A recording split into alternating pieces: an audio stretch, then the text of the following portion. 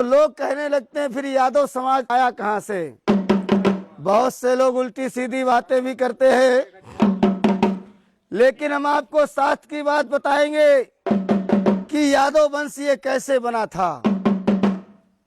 कहते हैं भगवान श्री कृष्ण की 16,108 रानियां थीं, लेकिन 16,100 उनकी गोपिकाएं थीं, उनमें से जो 8 थी वो उनकी पटरानियां थीं। 8 पटरानियों में जो रुक्मिणी नाम की रानी थी, रुक्मिणी की शाखा में एक प्रद्युम्न नाम का पुत्र हुआ था। प्रद्युम्न से अनिरुद्ध हुए थे, अनिरुद्ध से 4 पुत्र पैदा हुए थे। वो कौन कौन से पुत्र हुए थे? गज, चाड़ूराव, दड़पहार और तिवाहू नाम के 4 बेटे हुए थे। यहीं से अपने यादव समाज का बंटवारा होना शुरू हो गया। जो गज के वंशज हुए इनको बिहार की गद्दी दी गई, जो यादव के नाम से जाने गए साहब। जैसे बिहार में लालू प्रसाद यादव हैं, ये यादव वंश के यादव हैं साहब। दूसरे पुत्र जो चाड़ूराव हुए थे, इनको हरियाणा की गद्दी दी गई थी। हरियाणा प्रांत में अपने यादवों को राव साहब कहा जाता। वहां पर यादव अहीर कुछ भी कहते रहो, यादवों के घर नहीं जा पाओगे। जब राव साहब कहोगे तब यादवों के घर पहुंच जाओगे। तीसरे पुत्र जो दड़पहार हुए थे, इनको देवगिरी की गद्दी दी गई थी। इनको महाराष्ट्र का राज दिया गया था। इनसे जो वंश चला उस वंश का नाम रखा गया देवगिरी यादव। चौथे पुत्र जो प्रीतिभाव हुए थे, उनसे रोहिले यादव यदुवंशी यादव बने थे साहब। हमारा कहने का मतलब ये हुआ कि आप लोगों का जो वंश है ये प्रीतिभाव से निकला हुआ वंश है। आप लोग यदुवंशी यादव हैं, जो भगवान श्री कृष्ण के वंशज है साहब। इधर भगवान श्री कृष्ण की दूसरी रानी जामवंती थी, जो जामवंत की पुत्री थी। उससे 2 पुत्र पैदा हुए थे, दृढ़ और श्याम। जो श्याम के वंशज हुए वो जाडेजा यादव, सिंधी यादव कहलाए, और जो दृढ़ से वंश चला था वो डढ़ोर यादव और कमरिया यादव बने थे साहब। जैसे कि मुलायम सिंह यादव हैं, भी कमरिया वंश के यादव है साहब। इधर बलदाऊ जी की शादी राजा रेवत की पुत्री रेवती के साथ में हुई। इनसे निषद उन्मुख नाम के 2 पुत्र हुए। इनको महोबे मध्य प्रदेश का राज दिया गया, जो बनाफर यादव और दौआ यादव के नाम से जाने गए साहब। ये जो अलाउद्दीन थे बनाफर कुली के यादव थे। इधर एक चकेरी का राजा उद्यम घोष हुआ था, जिसका बेटा हुआ शिषपाल घोष।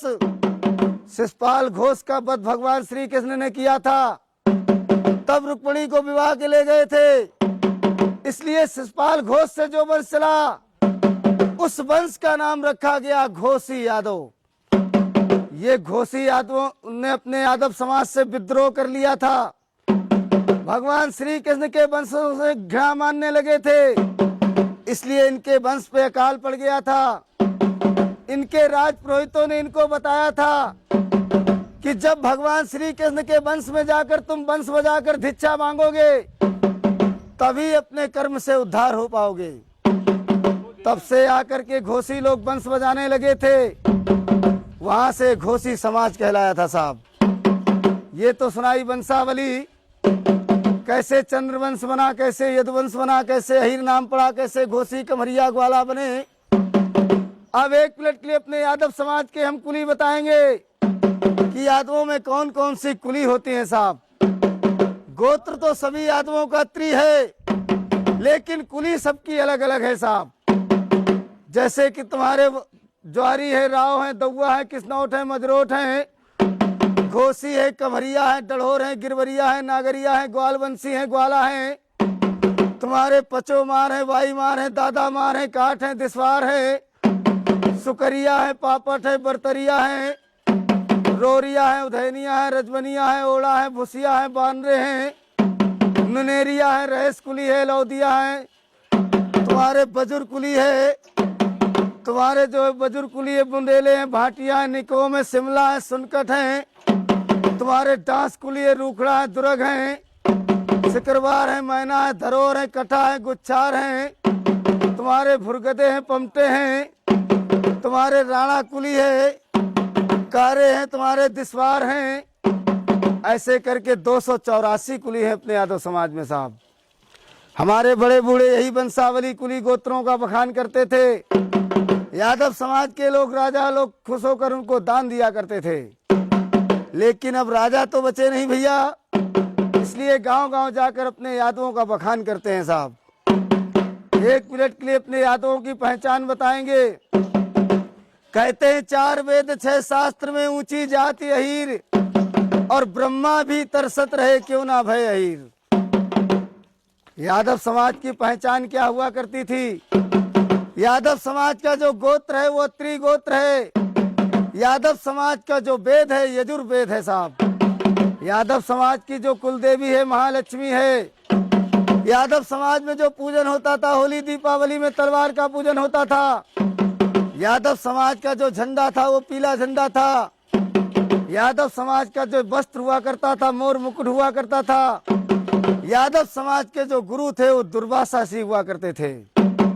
एक पहचान और है यादवों की। कहते छाती तानत शान से चाहो जहाँ जात शरीर, छाती तानत शान से चाहो जहाँ जात शरीर, मान हान और कड़ वचन सह नहीं सकत अहीर। सह नहीं सकत अहीर पड़े चाहे कितनों पिंगुल, सूली पे चढ़ जाए झुके नहीं सिर का सिंगुल। ये विशेष पहचान होती अपने चंद्रवंशी क्षत्रियों में साहब। लेकिन बहुत से यादव लोग ऐसे भी मिलते हैं भैया जिनके